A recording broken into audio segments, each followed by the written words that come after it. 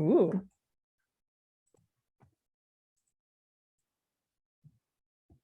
Gonna fix my couch. Good evening and welcome to another Northshire Presents. For those of you who don't know me, I'm Rachel, an events manager for Northshire Bookstore with store locations in Saratoga Springs, New York and Manchester Center, Vermont. Thank you all so much for joining us today and for your support of independent bookselling. A couple of quick notes before we get started. First of all, please use the Q&A box that you'll find at the bottom of your screen to ask any questions that you have this evening. You can ask them there at any time. We'll save them up and have time for audience questions at the end of the conversation tonight. And then thank you so much for shopping local. It's super important at all times of year. It's how Northshire is still here after these rough last couple of years that we've had. And I can't believe I have to say this again this year, but please shop early this year. Once again, there are weird supply chain issues in the book world. So the earlier you can get the shopping done, the more that helps us. So keep that in mind. That's all the boring stuff. I'm so very happy today to get to introduce cartoonist Ira Marcks. He is the author and illustrator of the Northshire staff favorite Shark Summer and co-host of the podcast Cartoon Feelings. And he's with us today to talk about his newest book, Spirit Week. He's joined tonight by Caitlin Cadieux, his co-host on the Cartoon Feelings podcast. She is also an art director and animator with a decade of experience in editorial, documentary, and advertising. Please join me in welcoming them both to Northshire Presents. Take it away, guys. Thank you, Rachel. Thank you so much. Hello. Hello, Caitlin. Ira, I have here a copy of your book. Holy moly. Yeah, that's definitely it. You've seen this? Yeah, Spirit Week. Yep. That's You it. read this? Yeah, verified. Well, no, actually. No, you haven't read it. I'm too scared to get back in there and open it. It's still too fresh. That makes sense. Very spooky. Oh, really? It's actually pretty scary in there. Yeah. So take all the time you need. Was it scary? I did feel like it got more thrillery at the end. Mm-hmm. So, and like, maybe we'll unpack that when we talk more about your influences. Okay. If you want to like, maybe just set the scene. Yeah. Why The Shining? No, I'm just kidding. But yeah, where did Spirit Week come from, Ira? Okay. I feel like I have to backtrack to the book right before, one for marketing's sake. Let's kind of, sell two books at once. But also the second one, Spirit Week, is kind of an iteration on the first one. So the first one, Shark Summer, quick pitch of the premise. It's a group of kids having a Scooby-Doo style mystery. The summer Jaws is being filmed on the island of Martha's Vineyard. So, to be honest, I was really struggling to pitch a book to a major publisher. And I'm like, I need a really good gimmick. What's a good gimmick? And I was like, Jaws is cool. Jaws is a thing I like. I wonder what was going on that summer. And then the idea just came together, sold it, made that book. And then when it came time to pitch a second book, I'm like, I'm having fun in this movie inspired world. So let's do it. Let's do it again. And my editor was like, okay, well, you did Jaws. You did kind of a summer adventure thing. Like, what's another kind of kid-friendly adventure? She's like, we could do like kind of a Goonies thing. And I was like, no, we're gonna do The Shining and see what happens. Famously a favorite of kids everywhere. Right? Yeah. I mean, much all like kids, Jaws. Yeah, exactly. I mean, Jaws is a little easier, right? Like if you were a young, scared moviegoer. Imagine that. Would you watch Jaws or The Shining? Like, which one would you pick? I probably would have picked The Shining, honestly. But if it was for my child, hypothetically, maybe Jaws, which I assume is shorter. I don't know off the top of my head. But I do think that, a little more, Well, The Shining has psychological things going on that I think Jaws doesn't. And that was part of the challenge for me. I wanted to get a little weirder with the whole idea of like making a kid's book about a movie that's mostly for grownups. And that's sort of just where it started. So I began from the dead stop of like, oh, I'm going to do a sequel set in The Shining. What does that mean? I don't know. Let's find out. And that's the story of a book that eventually became called Spirit Week, which again I have here. First. Again, it's on screen sometimes. And I noticed you mentioned during your elevator pitch about Shark Summer, the Scooby-Doo kind of theme. This is like ragtag bunch of kids solving mysteries, doing spooky stuff, like investigating. Which is something that the characters in Spirit Week overtly joke about as well. So that seems to be a big theme, the Scooby-Doo tie-in. You want to talk a little bit about where that comes in? Is that like an easy way to get kid-friendly stuff into a spookier universe? Yeah, it's kind of like an archetype, right? I guess Scooby-Doo is just sort of this evergreen format for how to tell a pretty grounded, kid-friendly, creepy story. And I guess, I mean, when you think of the Scooby Gang, are they friends or are they coworkers? That's like a big question I've always had. That's a great question. I feel like some of them know each other better than others. Right. Maybe it's that. Okay. Yeah. Like they hang out after work a little bit, but not all of them. It's not one unified clique. It's like several. That's why they always pair up. Right. And they're a little older too. So I guess maybe they've got more going on. So to take the Scooby-Doo template, age it down, it really does have to be more friendship driven. And also the thing that I kind of pulled from Scooby-Doo was the fact that for the most part, traditionally in Scooby-Doo, the ghost is not actually a ghost. It's like a real grounded thing, usually tied to some kind of economic issue in a small town. Someone disgruntled. Yeah, it can be like that simple, right? Or somebody with a bit of bad luck that just sort of got a little out of hand. I think that sort of idea was really essential for this series. Shark Summer has that, and Spirit Week does too. This idea that while it's like a creepy story, it's not supernatural in any way. It only goes as far as the kids' imaginations go. And then it usually like slingshots back to like a very grounded location. And I think I always admired Scooby-Doo stuff and similar things for doing that, because if you remember, the Scooby-Doo live action movie actually flips the formula and the ghosts and monsters are real. Do you remember that one? I didn't actually see that one, but it makes sense based on the heavy use of CGI I've seen in the promotional material. And that kind of ruined the formula for me, because it's like, well, that's not what Scooby-Doo is. It's not about just monsters. That's just something else. That's like Ghostbusters all of a sudden.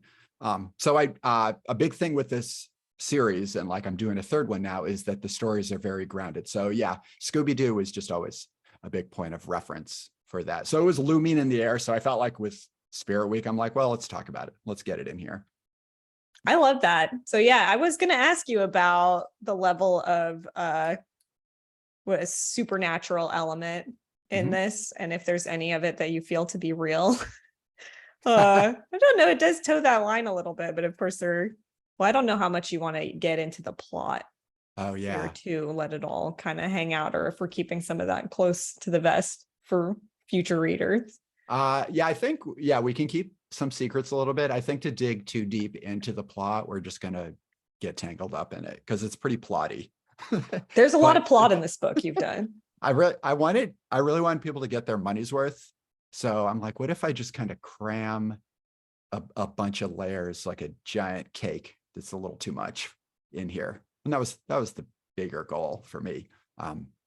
But yeah, no, it's never quite supernatural, but it poses the question, because I think that is a question that kids have about the world. It's like, is this all there is? Is this real? Like, what happens? What happens if I don't see the thing that I think I see? Or is this an illusion? Like, who are these people? Do I know their whole story? There's so many questions you have as a kid. Just like the leanings of supernatural or are just around all corners for a child. It was nice to think that, for sure. It could be, still be. You can't probably talk a lot about your next book, I presume, that you're actively working on, you say. Maybe we could save that like right for the end. I'll give a quick, I'll give a little like thing. Yeah. Little tease for that. Yeah, let's do that. That'll keep people invested. Well, yeah, it's exciting that this is turning into, well, 2 books, I guess, makes it a series. Yeah. Yes. Yeah. Did you expect that to happen? Was this something that you thought, like you sounded like you wanted to do something more? So you kicked it up a notch from Jaws to The Shining level. And I guess I'm kind of wondering, like, what do you want, kids to get out of it? their takeaway, especially as I assume number 3 is going to kick it up even further to who knows what. Yeah, Time I will think, tell. yeah, I guess it depends what you mean by kick it up. I think the layering of what it means to be like a haunted house, or what it means for something to be scary, or how secrets impact a place and people. I think I'm going to tone that down a little bit.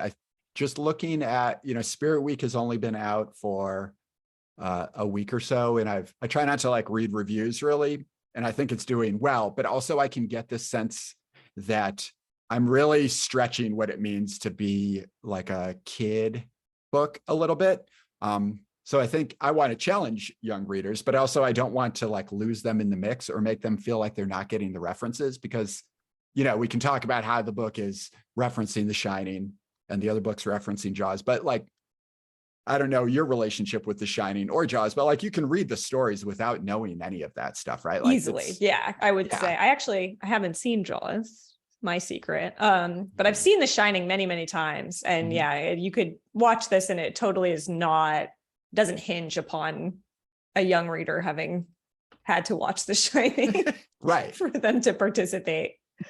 Yeah. So I don't want people to feel left out of anything. I feel like a lot of modern media sort of poses itself that way in some ways. It's like, well, make sure you're all caught up so you can get right in here. Like each book is going to be its own thing, and they're sort of connected in the way that there's the character Elijah, who's the cinematographer, and he reoccurs. So he's like our point of view in some ways and our like core friendship element. But you don't have to have seen the movies, and you don't have to have read the previous book to get the story that's about to unfold.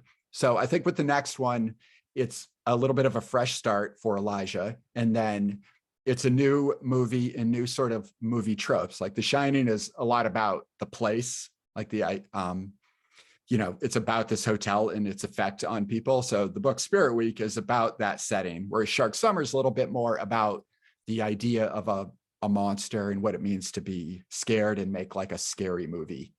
And so the next one will sort of be like about a different cinematic angle. Secret thing. Yeah. I'm going to take it to a completely different place. Let's go. Just because we haven't really talked about Elijah, but I would love for you to talk a little bit about him. A, he's adorable. B, he has a great attitude. Love him a lot. I'd love to know where he came from. Oh, yeah. Like it probably wouldn't be too much of a surprise, like, because you and I talk a lot, and we talk a lot about storytelling and the things we like gravitate towards. I don't necessarily by default gravitate towards an Elijah type category. I gravitate towards the darker, like more cynical angle of a story. So I had a character who had a camera from the get-go of this whole series, and he was playing a different role. And at some point my editor was like, we need to craft this character and make him a little bit more likable. So I leaned into that. And then suddenly he kind of cracked open and became the Elijah that exists in these books. Because I realized that if I'm going to go weird places with these stories and talk about movies and talk about real world scary things, sometimes I need a character who we can really like trust. And that's Elijah. He's very trustworthy. Yeah, but I had to get there with him. Like it was very hard for me to come up with that character, because I think, something we talk about with storytelling, it's very easy to like write a sarcastic, like negative type of character. It's really easy to create dialogue and that type of energy, but it's a lot harder to write a positive character that really at the end of the day wants success for their friends or wants to complete the adventure in the best way possible for everybody involved. Like that's very kind of a mature type of thought. And it can be hard to create that type of character that works in a story. So Elijah was a lot of work, and I'm glad you appreciate him. Oh, I love him. I just think he's so cute. I think he's very iconic. I want him to go places, like more places than he's gone. Yeah. But everything you just said also made me want to ask about the supporting character, I guess maybe you would say, in this book. In Shark Summer, there's sort of like the locals, like Elijah's coming in and he's usually befriending a handful of locals, like one particular person, and they're going on this journey together. And in this book, it's Susie, who I loved. And I think she sounds really similar to what you were just describing, is like more of a cynical type person. And she's never like nasty. But I feel like she actually fulfills that kind of role really well. And then their interactions are good. And ultimately she's like pretty motivated from a good place too. But I just like to know all about her, where she came from, like her family, her mom, she lives with her mom in this town. And like where these relationships come from, because they feel like a very believable pairing to me, like her and her mother and their interaction. Yeah, I think I just for some reason like to tell stories about kids and their moms. I don't know if I at some point more recently, like getting a little older, I'm like, wow, I really get my mom now in a way that I didn't when I was younger. And if you saw us in person, you wouldn't think that because I'm still like a brat. But That never goes away. in my mind, when I'm doing something creative, I'm like, the role model of the parent. And like the way a kid like can echo like who that parent was. I think that's such a good way and strong way to make a believable character. So in both books, like Gail in the first book is very much reflective of her mom in a lot of her choices. And this is kind of a different version of that. Susie is an engineer. Her mom is an engineer in a different way, but they both kind of like come at it from different angles. Like her mom is more of a product of the situation she's in, whereas Susie is like purely aspirational. She has all these big dreams for herself, and she's super focused in a way that she has what she wants out of it. And a lot of it is like her learning to kind of let go of the control of a situation, which is like her strong suit, but also probably holding her back bigger picture. And I guess I relate to stuff like that when it comes to crafting a story, because I get very controlly obsessive, which is a very Shining thing. I think that's why I like that movie. It's a very like controlled environment, this hotel of that film.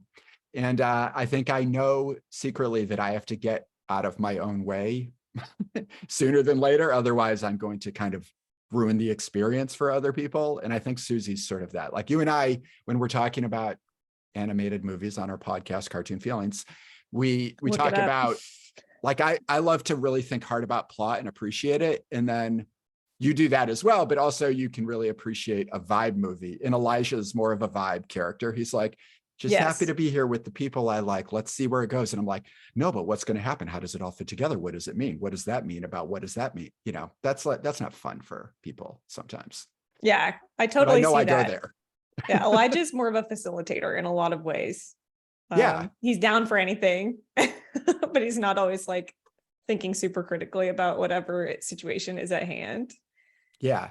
And then for the other characters, and sort of again back to the book as a whole, I like that you take what are pretty obvious references if you've seen The Shining, like to The Shining, and I think it's Rena Halloran, right? And Jack Axworth, which I got a little.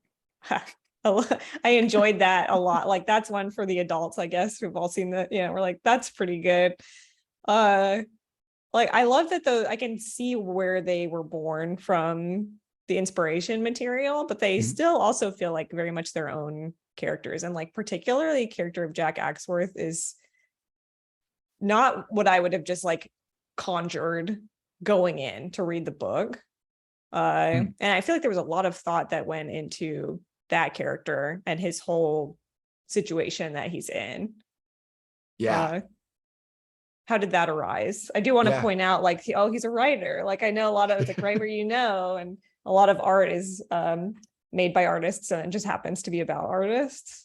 Sure. I noticed that right away. Yeah, he did. Well, I'm glad you kind of noticed that stuff, because that character, while he's kind of secondary in a lot of ways to the kids, crafting him was a lot of work, because a lot of the book is sort of reflecting on the idea that the film The Shining is an adaptation of a Stephen King novel, which is much more about a writer's emotional state as they work on a project or as they like build a career. And the movie is a little less of that. It's much more about a haunted building and kind of pulling the strings on these characters to make weird stuff happen. It's not as internal. It's a lot more what we're seeing is what we're getting. So I wanted to kind of compare the two and put my version of a Jack as a more internal character. So he is much more of he's haunted by things, but they're not ghosts. Like they're things from his past and especially like his career. So he's got a lot going on in his mind, and it's pretty mysterious in general because I want that to be what it is for the kids reading it. I want them to kind of think about who this guy might have been based on like the clues we're getting along the way. But also a big decision with that was that in the movie The Shining, Jack, it becomes very violent, right? And is drinking a lot. And it's just, I remember that. Yeah, and that stuff's like scarier than a giant shark or anything. So we knew, my editor and I knew right away, we're like, okay, you're going to have to figure out this Jack character. Otherwise you can't really tell a story with him in it if he's going to lean into the shininess of that character's arc and like end up with an axe. Like you can't do that. Like that can't be this kid's book. So I don't want to give too much away, but I take some agency away from him. We say I kind of depower him in a way that lends itself to the mystery of the story, but also lets the kids elevate a bit. Because an important thing about a kid's book is that the kids can like do what they have to do to have the adventure, right? Like that's the fun of any type of like Pixar-y style adventure movie, is like these young characters are having some kind of journey outside the realm of parents. And that has to be like a pretty fundamental part of it, I think. So they can't be tied down to the parents, which is why, you know what I mean? So a lot of it was crafting a character that could pose that situation in a believable way. Yeah, and I like that he didn't really occupy a villain role. Yeah. Really. So you could almost like, I'm expecting this maybe, but it doesn't really play out that way. Yeah, they're not really like villain hero stories, right? They're Well, and I'd like to ask you about that, crafting the plot, actually coming up with like what the mystery is. For this one, there's like a really elegant solution I felt that you came up with for why this version of this hotel is kind of strange on the inside and like things don't quite line up. You sort of answer that question in a really cool way. And just how do you build what the whole plot is about? Because again, I mean, the influence of The Shining is undeniable, but the story really goes into a lot of different places. There's not a lot of overlap. So I imagine a lot of research was involved from the amount of technical diagrams that there are in this. Yeah, because so much of the I wanted it. So with Shark Summer, there was this big idea that it would be really cool if you could read the book, and if it was true to the geography of the island, you could go and have your own Shark Summer there. And that was a lot of work to make that happen. A lot of research into the shooting locations of Jaws and also the history of the island. But I thought it would be a really cool thing to plant in a book for a kid to be able to read it. And then if they ever went there, they could be like, oh, this is like the thing from that book. And the second one was that in a different way. I wanted it to be like, okay, I've never seen The Shining. I've just read this book. Let me look up this movie. And The Shining just has like such a unique fandom around it of people trying to graph out what the layout of the hotel would be, which is impossible because it's a set, and the design of the set is meant to inspire like a feeling of uncertainty as like we come around a left-hand turn, but then the next cut is coming around from a different angle. So you're like, wait, how does this hall connect to this hall? And like, why is there light in that window? And that wouldn't be an exterior room. There's all these like little things, some of them possibly just mistakes in continuity, but also the fans don't look at it that way. They see it as like this hotel has a weird thing, and a lot of it is based on how we edit and move around the space. So I wanted that to be a thing in the book. And then if you wanted to dig into it, you could also go on the internet adventure I went on and like learn all this like weird stuff about fan theories with The Shining. Because that's just like another type of adventure. You could explore an island with one book, and then you could explore the bowels of the internet with this other book. So it's a bit more to like drive the spirit of research that I love that goes into these books. It's a lot of work, and maybe sometimes I should do a little less of it because maybe it's sagging the story a little. But I think it's so fun to maybe like inspire a young reader to want to bounce out of my book into another type of story, whether it be like a movie or,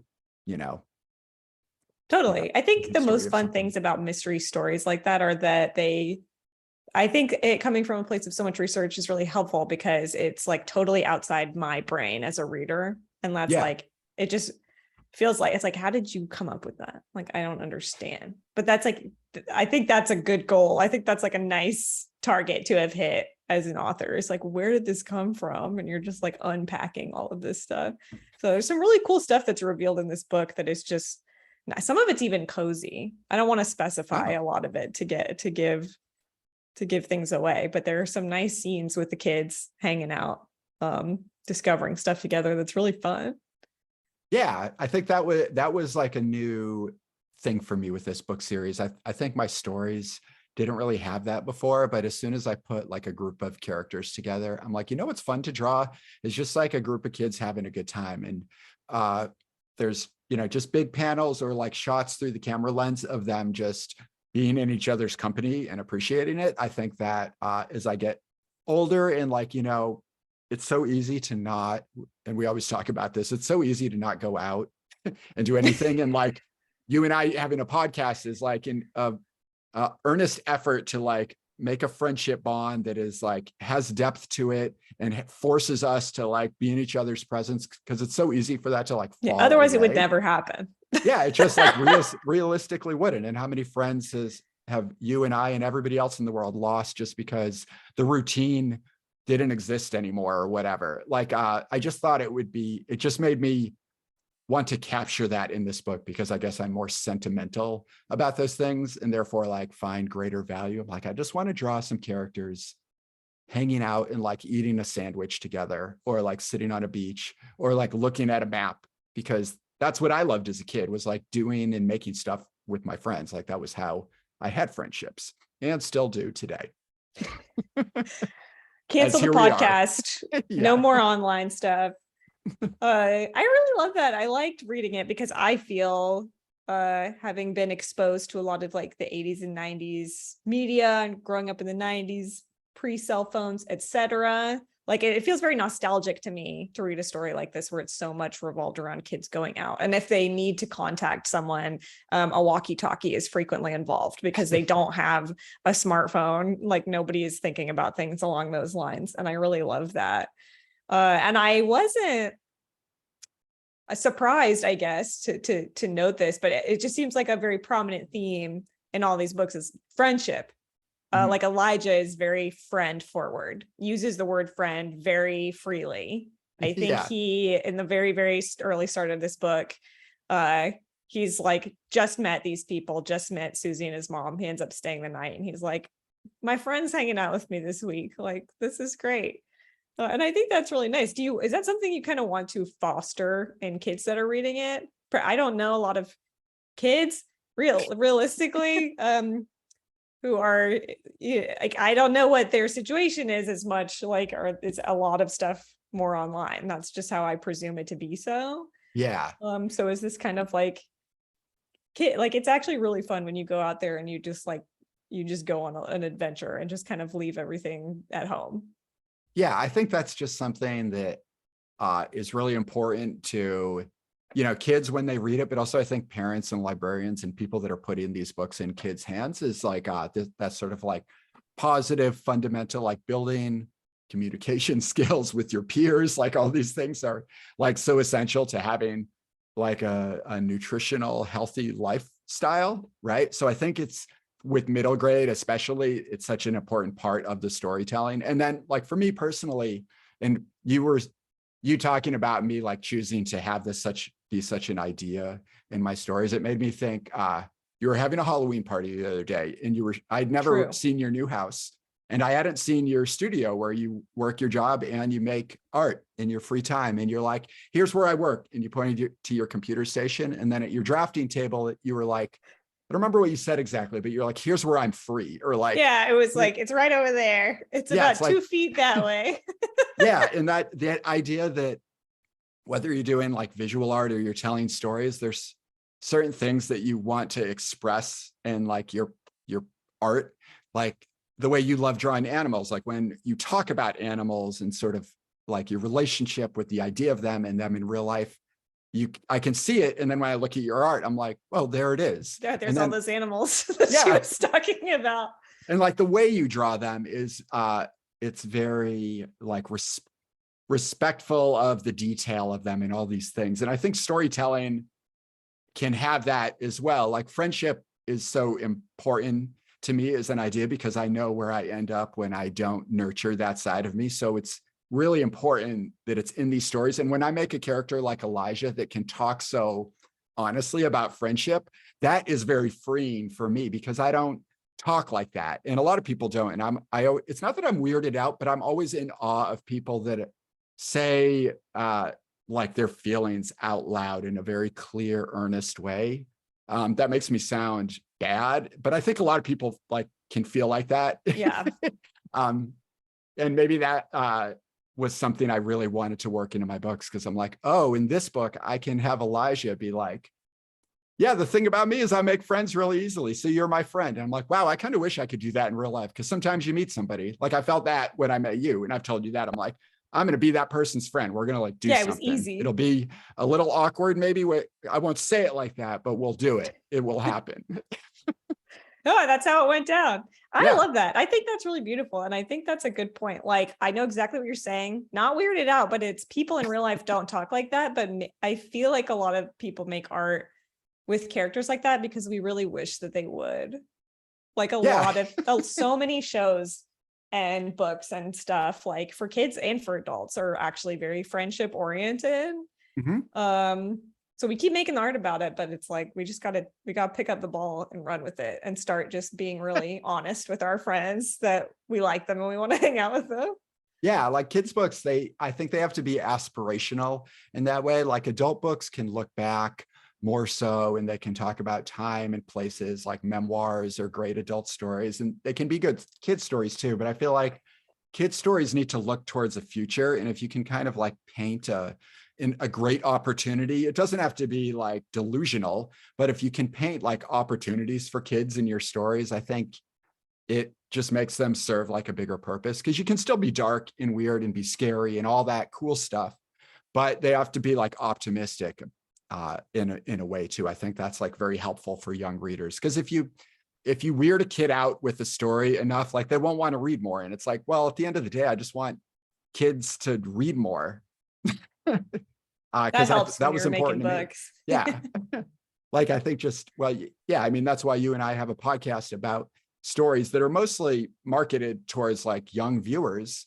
And we rate them in that way as well. Like what's the value of these stories? Like, are they adding anything to the world? Like, that's like a big question with kid stuff. Are they giving them something that's worth their time? And I have a big question for you.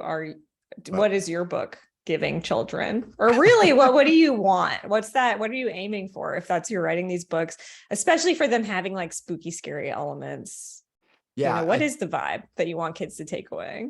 Well, I think in general, I want them to be more curious about things that interest them. So with me, I love movies and I love drawing. I love all types of art, but I particularly love movies because there's usually a great story behind the making of the most famous of the movies, right? And it's so collaborative. Like there's all this magic and mystery, as we talk about often. So much, yeah. And it's just really cool to think about how that stuff comes together. So I'm curious about that. And then I make stories about that. And through that curiosity, I find things that I care about. And then becomes me in my stories, right? And that's what makes them unique to me. So I just want kids to also have the confidence to do that for themselves. It's like, look at these kids in my book. They have the resources they have. Some of them can afford to have a camera, some can't. Some live in an apartment above a hardware store, like some live in a grand hotel, but they're all curious and they're all like pursuing the thing that interests them. And then we see what happens along the way, trials and tribulations and all that. But like earning that for yourself is so important because like, I just remember, and I think about this still with friends, like old friends of mine that we used to make stuff together. And I always hope they're still making something of their own in some way or other. And I know like, I don't have kids in my life and my job is doing this. So it's easy for me to say that, but I just want everybody to still like maintain some of that curiosity that lets you want to pursue that's what makes art, I think. So that's kind of what I want to have in the book, that like the spirit of curiosity. And then for me, I like scary stories. So it's a cool Why thing not? to like slide in the mix. But yeah, I mean, they could not be scary, but scary is pretty cool. Yeah, I did. Excellent segue, Ira. Whoa. I didn't send him the questions beforehand, so we can't get in trouble for that. But I did want to talk a little bit, if you're willing to go there, about your spooky, scary influences. We talked a little bit about Scooby-Doo, which I guess could be a spooky, scary influence. But then the Jaws and The Shining, there's a clear theme here. Yeah. So I'd love to know kind of what were stories that maybe you as a kid were getting into, spooky, scary kid stories that have really stuck with you to this very day. Yeah, great. Yeah. Okay. We're going to do this. I'm going to do it, but you're going to do it too. We're balancing the tables a little more. I'm ready. Ready? Okay. Yeah, I'm ready to do that. This is something we haven't quite dived into in our long conversations about cartoon art and whatnot, like scary kids stories. So yeah, we're going to bounce it around here. All right. I'll start with some cartoons that are a little more famous. So that way people like have something to kind of connect onto. I would say for me, and this is something I found later in life, was Coraline the book and Coraline the movie by. Dang it. That was one of mine, but go on. I'll bounce it to you. Here's what I'll say. I'll do a very simple overview of why it's relevant to why it's the first one I picked, because I found it fascinating the way that story is about a girl and parents, because yeah, it's Alice in Wonderland-ish, but it's so specifically about trying to escape the control of your parents and finding this other version of them and realizing what is important in a good parent. And I just thought that was so cool. And thus, in my stories, there are these parents that have such a major presence. So for me, that's the Coraline angle. That might not be as like the first thing you would say about it, maybe. I don't know. But yeah, I don't know. Why Coraline for you? Honestly, the first thing, this is such a simple answer instead, but the first thing that I thought of is that I saw that movie, and I did read the book, but the movie is really what I've like attached to for whatever reason. The movie, I watched it and knowing that it would have scared me so badly as a kid, but that I would have loved it if I'd been able to see it as a kid. And I was like, oh, like this is actually like how you do it. Like, I feel like we haven't seen that in a long time. We talk a lot about how movies in the 80s, for some reason, that was just like kids' movies can have whatever in them, like, and they're just going to be weird and scary. And then maybe we sort of went away from that over the years and things are a lot safer, a lot more segmented. And Coraline just had some stuff and some themes that I found incredibly haunting. And it's a lot of that like parental relationships. It sort of has a very fairy tale way about it in terms of structure and like how it opens. But also just like Coraline sees her parents as being kind of awful and like neglectful. But by the time the story is over, she has a very adjusted, like more mature perspective on it, which is actually like they have things going on in their lives and are struggling in certain ways. And like that affects their whole relationship and like that they're trying. And that's a really beautiful thing. So it kind of adds complexity to the story as it goes on. And the villain in that is like a classic sort of abusive parent, which is super terrifying. Right. Unhinged parents, like in kid stories, are really scary because for a kid, that is like one of the scariest things that can happen to you. Exactly. That's why with the Jack character and Spirit, that was the exact thing I was thinking about, was like Coraline plays it just right. Like Neil Gaiman has such a career before Coraline where I think he's able to navigate and thread that needle, because I think a less experienced writer, and then the movie is even like cooler the way it pulls it off. You can't necessarily like write an adult like that in a kid's book unless you really know what you're doing, I think. And I thought that was like a big influence for me. And the book is like, is visually like the images it evokes are terrifying even. Like, so there's scary stuff in the movie as well, but there are scenes in the book that really like kind of make your skin crawl. Yeah. But it's like stuff I would have just absolutely loved if I'd read it when I was younger. So I stole that one from you. So what else you got? Yeah, we're on this journey together. Okay. For the sake of time, I'm going to sort of dump a whole bunch of stuff in one category just because I want to just touch on Disney, but not go through everything. But I would say the older Disney stuff, like Night on Bald Mountain from Fantasia 1940, and then even up through The Adventures of Ichabod Crane, that there's like this fine artistry to the scariness of both of those stories that it's so painterly and beautiful, and the use of shadow and light.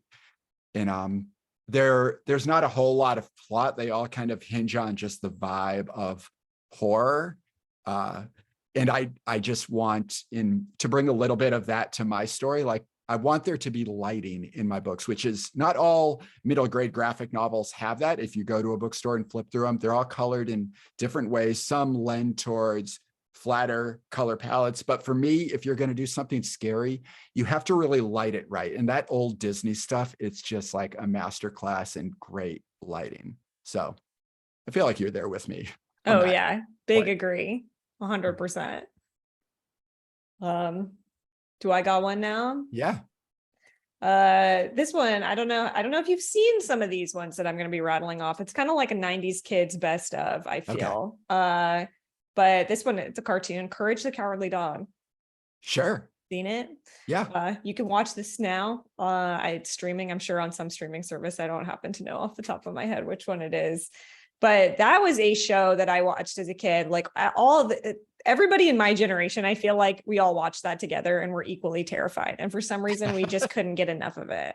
And it was very, flavor of the week. Like every episode was just some complete like hard reset. They're living at the same house in the same place, and some scary thing goes, and it's like there's a monster, or there's like a weird guy, or sometimes they go on vacation and like go out of town and there's a monster there out of town or something. Yeah. But it was legitimately really scary. There's one iconic episode where they steal a slab from like a mummy's tomb, and he haunts them. And I think every kid the year that episode came out was traumatized. Wow. But we loved it. Like, and it really, like, the seeds start young, and it didn't go too far. There was nothing really overtly scary about it. It was just the art direction and like the kind of the weirdness of the characters that made it so disturbing.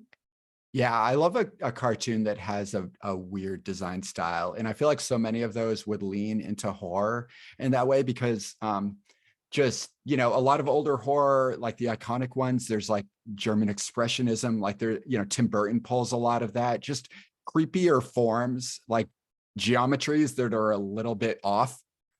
And cartooning is all geometries at the end of the day, right? So like good, weird cartoon character shapes like lend themselves towards creepy stuff, which is so cool. So I need to go back and watch some Courage the Cowardly Dog. Great research material. Yeah.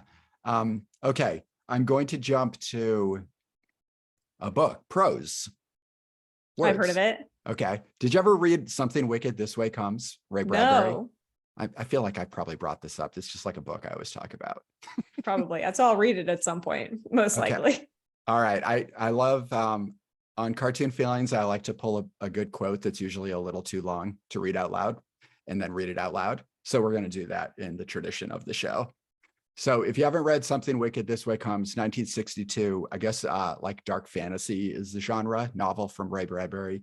Technically, I guess it's kind of middle grade, verging on YA almost, but back then those breakdowns didn't exist. So it kind of rides this weird line of it's about two 13-year-old boys, Jim Nightshade and William Halloway, and they just have this dark carnival adventure as this traveling circus comes to town in their Midwestern home of Illinois.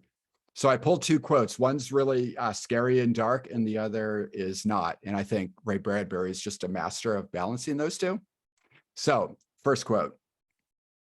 This is from Something Wicked This Way Comes. Death doesn't exist. It never did. It never will. But we've drawn so many pictures of it, so many years trying to pin it down, comprehend it. We've got to thinking of it as an entity, strangely alive and greedy. All it is, however, is a stopped watch, a loss, an end, a darkness, nothing. Sad? Wow, yeah, I don't feel good. Okay, here's the other quote. Sounds rough. God, how we get our fingers in each other's clay. That's friendship, each playing the potter to see what shapes we can make of each other. That's nice. Wow, I think you could read that in a scary way too, if you wanted to.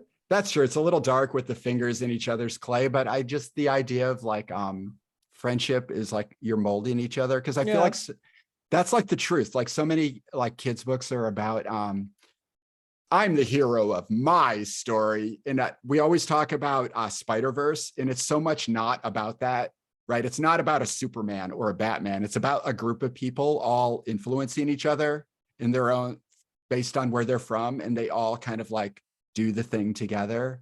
I think that's the definition of like friendship stories. And you could have a superhero one, or you could have a weird one at the Shining Hotel.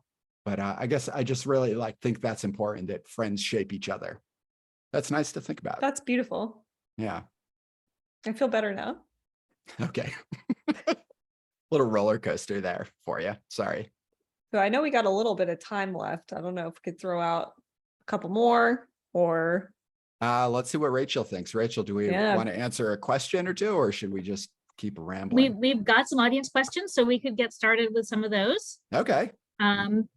The first one that I have came in from Steve, and he wants to know, what's your process like when you're writing a new comic? Oh, okay. I love to really know where I'm going, so that way when I start to draw it, I can really feel comfortable with how much space I have to tell my story. So I write a synopsis, which is just kind of covering all the beats of the plot in a fairly broad way. And then once that works, then I start to script it out as dialogue. And that's where the characters really emerge and become more likable. They're not just like puzzle pieces or like things on a chessboard. And then I start to actually draw the comic. And I know some people, especially people that have done it this way, now maybe tend to like jump towards being a little more spontaneous. And I think maybe I'll do that someday. But with some of these books, it depends on the story. Like if it's a mystery that all has to fit, I really want to work it out first. So the genre these stories are in, I really want the plot to make sense before I start to draw. Nice. This next question came in anonymously. It is, can you tell us more about your podcast origin story? How did the two of you get started, other than wanting to be friends? I didn't ask this question, just for the record. Caitlin, do you want to tell that story? I feel like I've told it before. No, I feel like you your should tell version. it because it's your story and I am just the bit player. Oh, okay. Well, it started when Caitlin and I went to see the movie Onward, right? Yes, we saw Onward in the theater. This was in like 2019. And we had known each other and been friends before that, but we're like, we like cartoons. Let's go see a movie and talk about it. And then we did. And then the pandemic hit like very quickly after. And we're like, I guess we're not doing that anymore. But what's a way that we could somehow recapture that magic? And the solution was a podcast where we watch a movie and talk about it. So That's kind of true. the pandemic sort of like made I think it so, happen. yeah. It was in a like way. many other babies. It was a pandemic baby. Yeah. Or a pandemic puppy. And then it grew into what it is today, which is very similar and slightly different. Yeah, than it's still a cute puppy though. It's an adorable little puppy. And sometimes we have guest puppies who come on to talk about movies that they're really into as well, or creative projects that they've worked on. So Yeah, it's very fun. pretty neat. Yeah. It's a lot of feelings involved, cartoon feelings. Ooh, true. Awesome. There's a question from Anna asking, is there a reason you wanted to write comics for kids rather than for adults? And is there much that you do differently if you were writing for an older audience? Oh, yeah. Yeah, I feel like I've gotten so kid-centric with my stories. I almost don't see another version of that. I think I'm a pretty self-conscious writer because I've made such a foundation of my career has been teaching. Like while I'm trying to afford time to make books, I've done a lot of teaching and working with kids and kids in all different categories of kid. And so I think I kind of work on eggshells a little bit in general. So I don't think I could really cut loose in the way to make like a horror story for adults. I'd be like, that's too scary. Like I love horror movies, but when I watch them, I'm like, I would never make that choice. Like, what if a kid saw that? So my brain is just so attuned to like being an inspiration for kids. I can't undo that. So I'm just stuck here. Sorry, adults, no content for you. Oh, well, we will have to muddle through.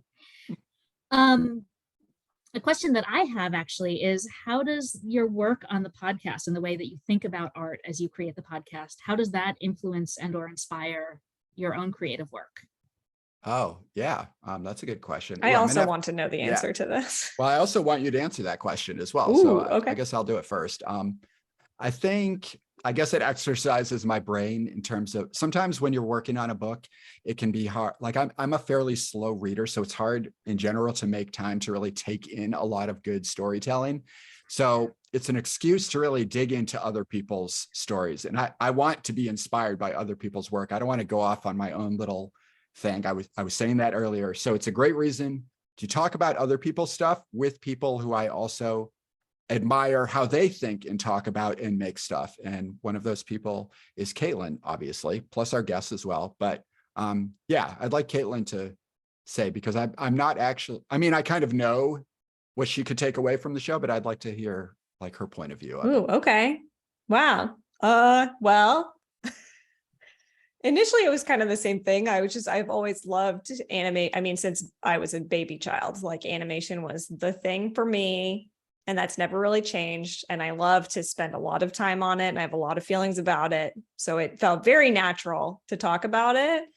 But I found it really motivating in a lot of ways. Like my work is not as like narratively creative per se, but I animate and I illustrate. And I feel like you need to have a good grounding in storytelling in general if you're going to do stuff like that. Like a lot of my work now is like marketing based, but you do need to know just like the cinematic language of things and all these things, especially if you're also animating. I do a lot of character stuff. So that like observing characters and animated characters is really helpful for that.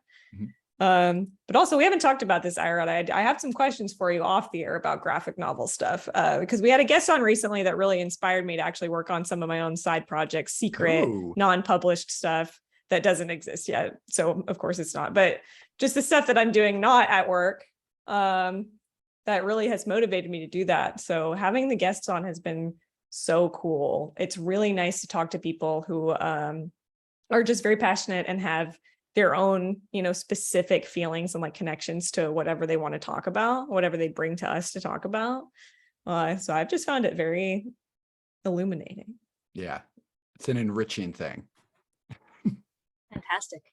We are just about out of time, but earlier in the conversation, Ira, you teased us by saying we could wrap up by hearing about what's next. So can we do that? Can you tell us a little Legally, bit about what's is it next allowed? for you before we finish off?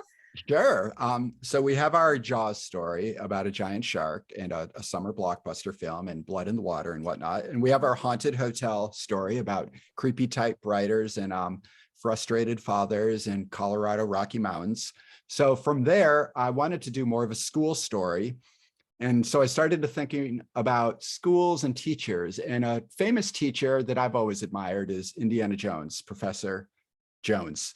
But then that got me thinking, like, he's a very irresponsible, esoteric professor. Like, what type of school would ever hire a man like that, other than that he's extremely good looking and charismatic?